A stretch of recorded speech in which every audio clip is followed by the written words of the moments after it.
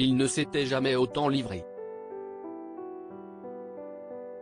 Big Flo et Oli étaient ce dimanche 23 octobre les invités du premier numéro de la nouvelle émission de France 2, Un dimanche à la campagne présenté par Frédéric Lopez.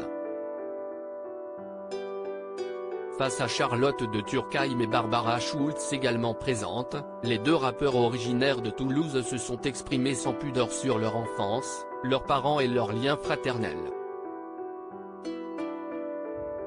Durant cet échange, Big Flo et Oli ont notamment évoqué une personne qui leur tient à cœur et dont ils se sont assez peu exprimés, Siesti Pierrette qu'ils considéraient comme leur deuxième mère.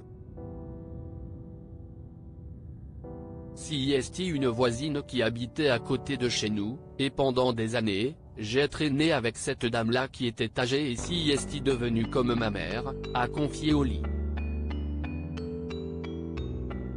Elle me parlait beaucoup de la routine. Elle me disait, ne te force jamais à faire des trucs que tu n'as pas envie. Regarde-moi, je suis là, je suis bloqué. Malheureusement elle est décédée quand j'étais assez jeune.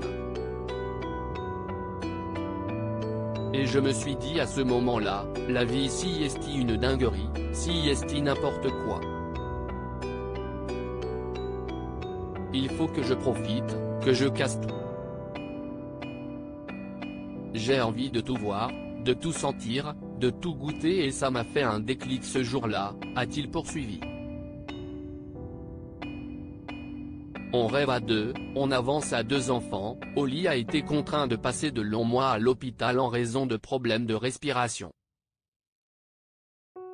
Je me souviens de lui avec plein de tuyaux dans le nez, a raconté son frère Flo.